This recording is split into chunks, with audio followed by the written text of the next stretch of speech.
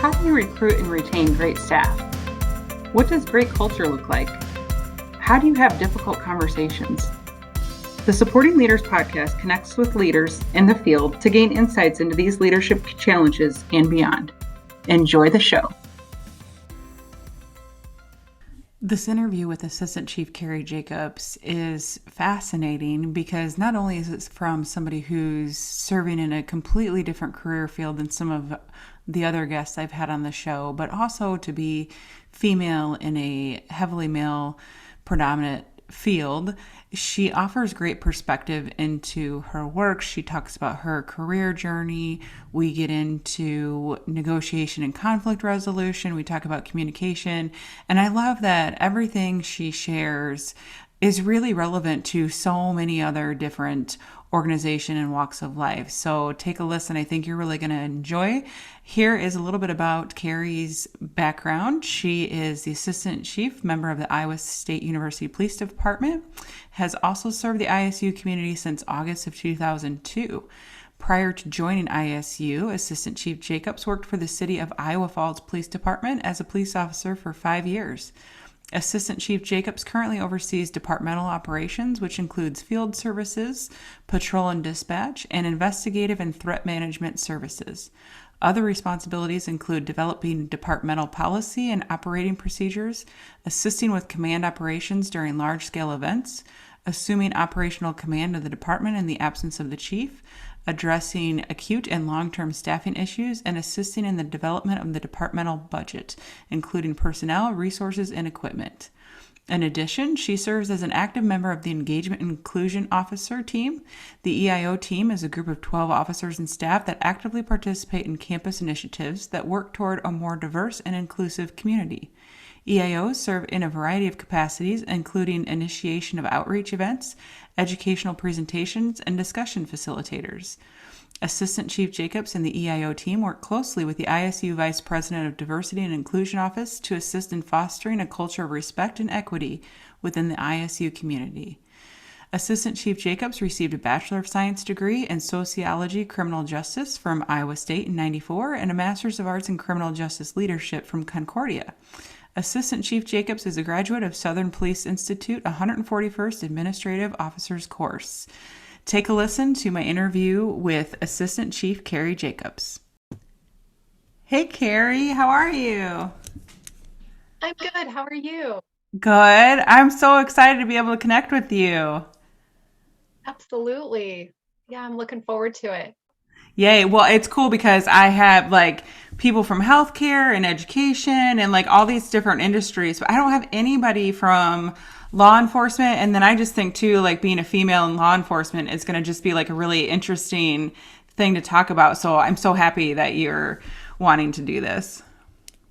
Oh, absolutely. And I appreciate the fact that you reached out to me. So that was really great because I'm always happy to talk about the one thing that I've loved to do throughout my life. So awesome. Well, it was funny because I think it was my second time I'd emailed you, and Dustin's like, did you tell her who I am? And I'm like, oh my God, no, I haven't said that yet. Because I was telling him I need to get some women. And he's like, it would be really cool.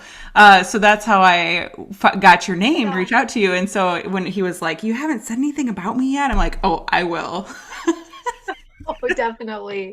I think it's great. I love the fact that, it's a smaller world than we think. And it's funny how many people we actually know just through other people that we know. And I thought that was awesome. Yeah. Yeah. So what I'm going to do is I'm going to, so I'm already recording, but I'm going to edit all this out. And then I'm just going to start when I start asking you questions. But when we get done, I'll go back in and I'm going to read your bio and introduce the show.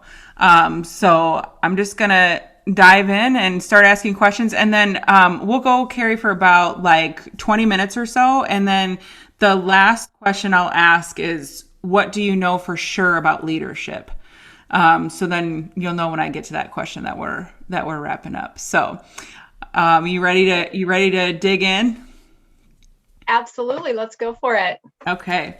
Welcome to the next episode of Supporting Leaders. Today we have with us Carrie Jacobs, and Carrie is the Assistant Chief at the ISU Police Department. And so, Carrie, I'm so excited to have you on because, again, I just think the position that you serve in as a woman in leadership in your current field. I just think it's going to be fascinating to learn from you. So thank you so much for being on the show. Well, thank you. It's an honor to be here. All right. So with that said, I want to ask you about leadership in law enforcement, because again, this is just unique. I haven't had anybody else in law enforcement. And so are there some critical components of leadership that's specific to law enforcement that you've discovered over the years?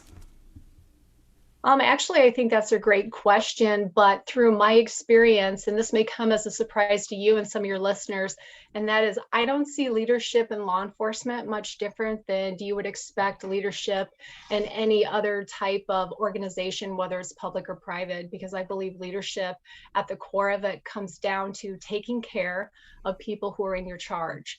It doesn't matter if it's in a business organization or in a policing organization. Now, for my perspective, my experience has been through the law enforcement world. So absolutely taking care of those that not only are part of your agency and part of your team. In order for you to make sure that you're taking care of that community, you need to make sure that you're taking care of those who are taking care of your community first, because that way it's kind of like a trickle down effect. And one of the best ways for me to be an effective leader is to make sure that I know that everyone that I have the honor of serving as a leader is being taken care of at the very basic foundation. Am I providing them all of the core materials they need to be successful? And I think that's true, not just in law enforcement, but also any other type of business. Yeah, I love that take of it's about taking care of people. It's about taking care of people. And I think I heard you use the word that you serve with. And I'm curious, in the training that you've had to get where you're at, I mean, are there specific trainings, courses specific to leadership?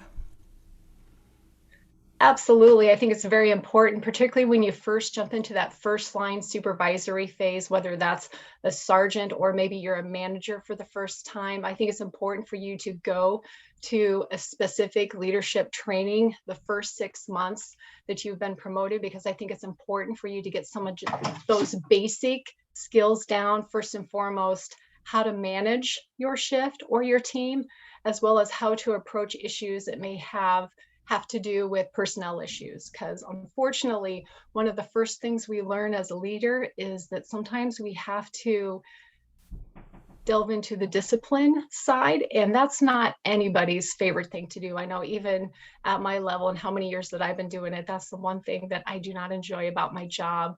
But I also understand that it's important to understand the process and to carry it out both consistency as well as equitably, so that way everyone knows what their standards are and they know that, okay, if I screw up, I know I'm going to be held accountable for A, and that means the same for me, for my other team member, and so on and so forth. Yeah, I love that perspective. I feel like that is one of the really tough things, especially when you get into leadership, because you have this servant heart and you want to serve and take care of people. And then inevitably, yes, that part comes with leadership too, when there's conflict or when you have to go down the road of personnel issues. And it's tough. And it's tough, especially with that kind of heart in leadership. I want to ask you too, that kind of leads into the next question about being a woman in leadership. I think that there's tricky things that come with that. But specifically, I want to ask you about being a woman in leadership in what I'm assuming is a male-dominated field. Is that does that come with its own unique aspects, and how have you worked within that? That is a great question. First and foremost, I've been fairly fortunate at the two different agencies I've had the honor of serving with. I haven't had a lot of experience where I was treated differently as a female as opposed to a male officer in the field. However, I do understand that sometimes my decisions or even my very presence can sometimes elicit a different reaction from both my colleagues as well as the community that I serve. For example, since climbing the ladder of success through the ages, I've had the opportunity to attend a lot of different presentations where I've been a speaker or at least a co-speaker. And oftentimes I'm just introduced by my title and my last name. unfortunately, most individuals automatically assume before meeting me that I am a male as opposed to a female. And I noticed that started to get very common the higher I went in rank. And being as an assistant chief, I recognize the fact that I'm a woman, and an assistant chief is still a fairly rare case even in 2021. So I've kind of learned to expect that a little bit, but as soon as I get my opportunity to step out and present what I have to, usually any doubt in my ability is usually taken to the side and kind of disappears. I'm not saying that happens all the time, but nonetheless, I'm not afraid to step up to the podium, so to speak, and kind of correct some of those myths that we see. Plus, just making sure that I'm a strong mentor and leader for the women that are within my agency and who I get the opportunity to serve with, and letting them know that even though they may be a female in this field, that they're just as capable, just as competent as any male that they may stand next to in this field. And I think it's important for us to understand that, because a lot of times a strong female is never seen as assertive as like a male counterpart would. Instead, we're either being too emotional, or heaven forbid, the B word is used. And I think sometimes that can really play into someone's psyche, and they're like, okay, well, maybe I need to be a little bit more demure. Maybe I need to be not as aggressive. And the fact of the matter is that's not the case at all. And of course, through law enforcement, oftentimes those that we have to engage with, maybe in not in such pleasant circumstances, tend to challenge us a little bit more than maybe our male counterparts. However, I've found by simply engaging in conversation immediately and taking control of the situation has kept me out of a lot of fights through the years. And I think that's always the goal, getting that voluntary compliance. Yeah, I was going to ask you that as you were talking. I'm thinking, I think most people outside of law enforcement would think, oh my gosh, there's so many more hurdles as a woman to be a police officer. But then I'm thinking, gosh, there's got to be some advantages to that too. So do you find that there are some advantages at times being in your position and being a woman? I think so, absolutely. And at the end of the day, whether you're a male or female or even non-binary, how you approach the situation is going to absolutely dictate how things are going to go from that point on. Now, granted, there's going to be some people you're going to run into, they're just going to be what we refer to as the no people. And those you can't typically avoid, but 9 times out of 10, those who are, willing, if you treat them with respect, I found that they're going to treat you with respect as well. And honestly, whatever, the gender of that individual is, oftentimes doesn't necessarily always play a role, at least from my experience. Yeah, that makes a lot of sense. Well, I want to back up and ask you about your career journey. So take us through, did you start off wanting to be a police officer? Is that how your journey started? And then what were some of the steps prior to becoming assistant chief at ISU? Absolutely. Those are some great questions. Well, I got to be honest, in the interest of transparency, I started out my college career at Iowa State University, of course. Once a cyclone, always a cyclone. And I started out in the engineering field because I had a very strong interest in the sciences. However, I still had this underlying need to get involved in service to others. So some of my minors that I took while I was still in the engineering field was psychology and criminal justice. And more times than not, I really felt myself kind of really delving more into the psychology and criminal justice side of my studies. So it was at that point I decided, I think I need to have a long talk with my parents as well as myself and say, I really find the criminal justice field interesting. I feel that that's probably the best mechanism for me to really push out my passion and service to others. So my second semester of college, I changed my major and continued through. I did 2 internships. I did an internship at actually the first agency I would become employed in, and that is with the city of Iowa Falls, Iowa. And then I also did an internship with the city of Ames because it was very convenient and I wanted to get another perspective, small municipal versus a little bit larger agency, just to kind of get a feel of what I wanted to do.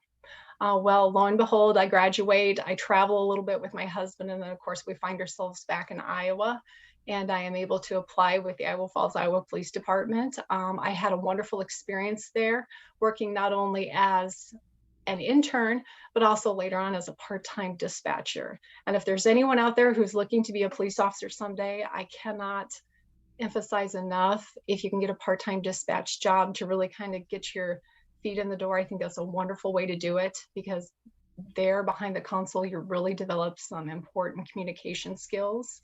So I served with the city of Iowa Falls for 5.5 years till I decided, you know what, it was time to go back home to Iowa State University. I had already developed a relationship with the Iowa State University Police Department as a student while I was there taking classes, because I was also a student security officer, as well as, believe it or not, a part-time student dispatcher.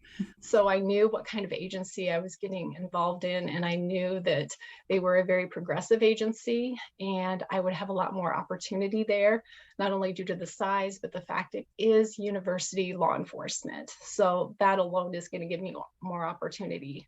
So I started as an officer, and before long, I was able to go ahead and jump into the investigative side. And it was in this time frame when I was an investigator that I learned to get a passion for threat assessment, basically focusing in on crimes against persons, particularly harassment, domestic violence, as well as mental health and welfare, which I found to be very intriguing. Later on, I got the opportunity to return to the street as a sergeant, which was my first supervisory role, which I absolutely loved. And then, of course, before too long, I was able to return to my passion of threat assessment as a lieutenant. Later on, the organization kind of went through a reorganizational structure, and I got the opportunity to be promoted to captain. And I believe this promotion to captain was probably the most honorable one. What I mean by that is this promotional opportunity looked a little bit different. Not only did I have a traditional board interview with several search committee members as well as the chief, but I also had to stand up in front of my peers. So I got to stand up in front of the entire department and basically present to them for 30 minutes as to why they should recommend me as captain.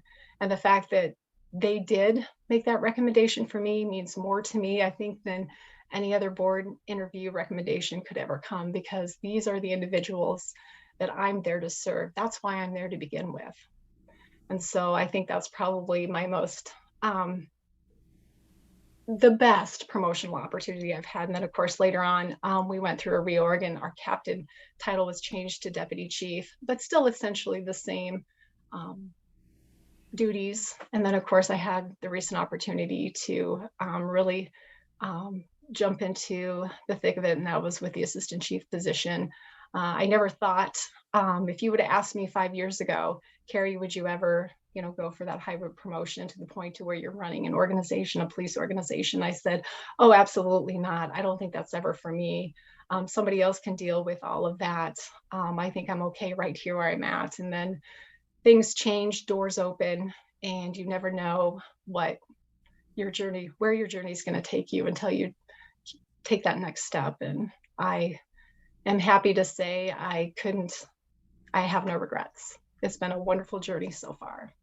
Thank you for sharing that journey. That's a really inspiring and really cool story. I love that part about the people that you work with were the people that were recommending you for that next position. So what's the biggest difference in some of those steps for those of us not as familiar with the police force, but as you have moved into some of these different positions, each of those titles, does that mean more supervision of individuals, or does it mean, what kind of responsibility comes with each of those steps? Excellent question. The first line supervisor is oftentimes going to be your sergeant. The sergeant, in my opinion, is the best of both worlds. Not only do you have additional responsibility in leading your team, but you get to still be out in the field with them. Essentially, you are the field commander of your team. Once you are promoted to the second line supervisor position, which is lieutenant, there you're taking more of an administrative position. As a matter of fact, all lieutenants within my current agency at ISU are considered administrative personnel. And your duties are to take a step back. You're not going to be in the field as much, but you have a few more administrative duties that comes up to scheduling, making sure training is being completed, paperwork's being done correctly. And then, of course, the more unpleasant side of making sure that if there's discipline to be done, then you're taking care of that and doing so appropriately. Once you hit the level of captain, which is the next step in our agency, there you're part of the management team, and your job is to primarily oversee your area of expertise, or rather area of oversight. We have two captains at ISU Police. One captain is over field services, which is comprised of patrol and dispatch operations. And then the second captain oversees investigative and threat management services, which is a bigger umbrella that also houses our outreach services, evidence, as well as our records division. So the job of the captain is to kind of take on more of a management role, making sure that all the lieutenants in that area have the tools they need to effectively manage and run their shifts. And then, of course, there's the assistant chief. And of course, my job is to be the backup to our chief of police. And my job is basically to oversee all areas of the department operations. And I'm there to kind of evaluate, assess, making sure that the management pieces to each of those sections are being run effectively. And if there's any issues, to kind of step in to see where we can change things, or are we just right on the right path? And then, of course, to make sure overall that we're staying in line with our mission, vision, and values. That makes complete sense. And it reminds me of education in a way, and that's my background of, as you move into maybe an instructional coach position or a principal or a superintendent, like it's a little bit removed each time from kids, but each time there's new management issues on your plate, and you're dealing with some added conflict. And that's one of the things that I want to ask you about in the police force. I'm sure your training on negotiation and conflict resolution is immense. But what tips would you have for people, maybe even just outside of your current profession? So many of us in leadership deal with conflict, deal with negotiating things. What's some simple pieces of advice that you might have for people, or some, I don't know if you want to call it a trick, but some ways that you can either, whether it's de-escalate or help navigate conflict? What would your advice be? Oh, that's a great question. I think just first and foremost, always go into any type of situation, whether you're managing a conflict within your team or outside of your team. First and foremost, you got to go in with honesty. First and foremost, you got to make sure that you have all the facts. One thing that's been very difficult for me through the years is making sure that I take the emotional component out of it. For those who are servant leaders, such as myself, that's been very difficult, because the last thing you want to do is, make somebody feel bad. Nobody wants to be the boss and make people feel bad. That just doesn't exist, at least not in my world. And in order for us to recognize the fact that, okay, this exists, acknowledge it, but understand that in order to make an appropriate, equitable, and fair decision, you have to make sure that you're running on the facts of the situation. One thing that I actually learned recently, and that is, it is possible to actually take servant leadership too far. And what I mean by that is making sure that you yourself are not getting caught up in the conflict at the time. It's easy to say, oh, you know what, it's okay, that's just Carrie, she's a little emotional, but I know if you just give her time, she'll get better. And the next time goes around and it doesn't appear that Carrie's getting better, but again, the response from management or the supervisor is, well, I'll just talk to her a little bit more, and maybe, she just needs some days off to refocus, etc. And then something happens to where I get myself into a position where there's a lot more at stake now. The consequences are much higher.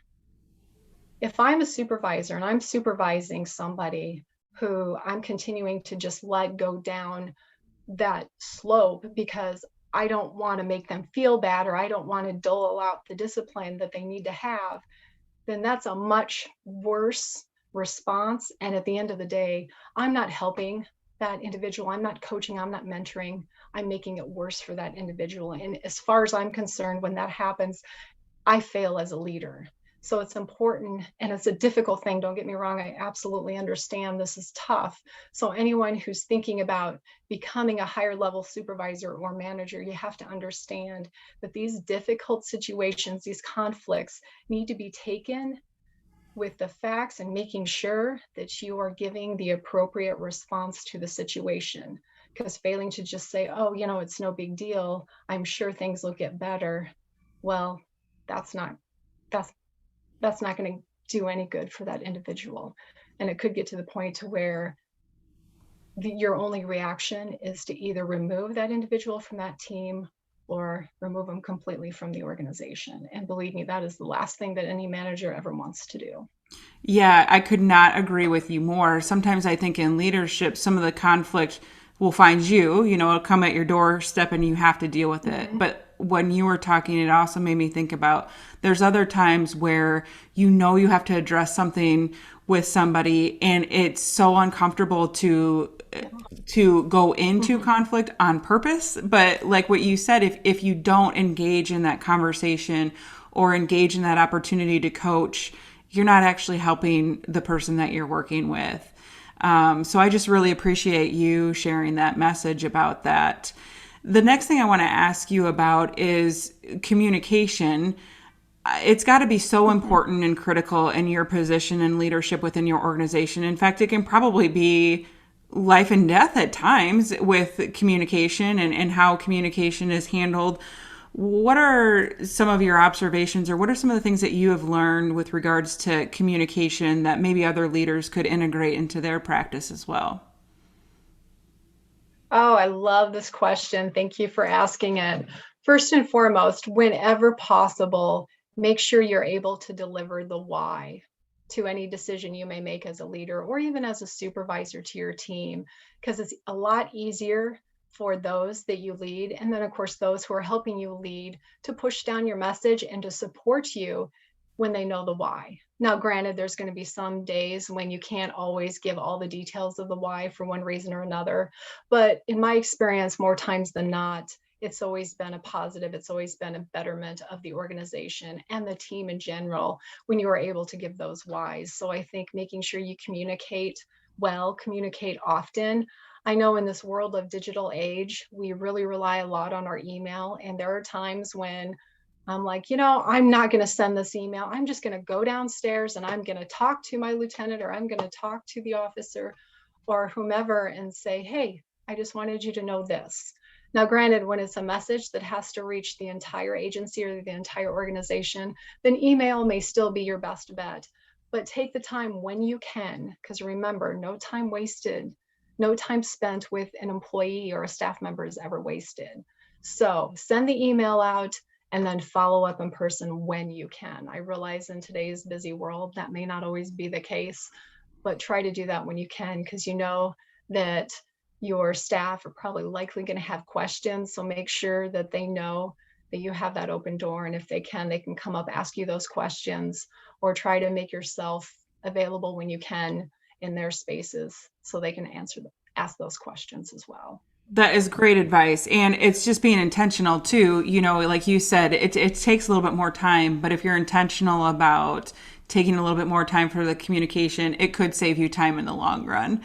So the last thing, Carrie, I want to ask you about in your journey in leadership and your journey in law enforcement and what you know about leadership, what is at least one thing that you know for sure about leadership? It is about the people that you're leading. Um, it's not about being in charge, it's about taking care of those in your charge. It's one of my favorite quotes from one of my favorite motivational speakers, Simon Sinek, and it couldn't be more true in my opinion. Just remembering why you're there. It doesn't matter if you're leading a police organization or a small business. You're there for your people because that's what it's about. An organization would not exist without the people. And remember, when you take care of the people, they'll take care of what you need them to take care of. And before jumping into the big, mighty world of management and upper leadership, make sure you're prepared to make the changes and make the recognition that things will change from what it used to be. Three major things that I recently learned. First and foremost, understand that you need to break out of operating in the shadow of your past. And what I mean by that is whatever was your go-to, whatever was your passion, or maybe your previous position, understand that when you jump up a little bit higher in that organization, you're going to be expected to oversee different areas. For example, my area of passion was threat assessment. But I knew if I was going to maintain the trust of the officers on the patrol side, I needed to start leaning more toward patrol, field services, and such. So remembering where you might be lacking and what you need to maybe lean more into. And second, understand you're going to disappoint supporters because you're going to have to make some of those hard decisions. It goes back to those disciplinary times when you may have to discipline someone who used to be an equal or used to be a friend or still is a friend. Understand that you got to be ready to make those decisions. And lastly, just making sure that you recognize the fact that now that you're a little bit higher up, now it's time for you to learn how to delegate and how to push some of those responsibilities down. One of the toughest things I've had to learn as an assistant chief, and that is the fact that I don't get to have face-to-face conversations as much with my former direct reports. That's really tough on someone like me who absolutely loves spending time with the people that I serve. And it's important in order for me to really round out who I am as a leader and to make sure that I'm preparing the next person to take my place. I need to start mentoring, coaching, and delegating to them as well. Wow. I mean, what a powerful way to close out the show, Carrie. Those were fantastic points that you just made there. And, you know, as a person who lives close to Ames and just a person in general and somebody who is also an alumni of Iowa State, I just thank you so much for your service and for everything that you do there to keep everybody safe. And I so much appreciate you doing the show, Carrie. I've learned so much from you in this short conversation. And again, I just appreciate all that you're doing for us and our community. Well, thank you so much. It's been an honor, and I couldn't imagine being anywhere else at this moment in time. Thanks for listening to the Supporting Leaders podcast. For more on supporting leaders, go to www.supportingleaders.org. Here you'll find links to the YouTube versions of our interviews and links to the podcast. You'll also find articles on leadership. To join in on the conversation, find the Supporting Leaders group on Facebook and find us on Instagram at Supporting Leaders.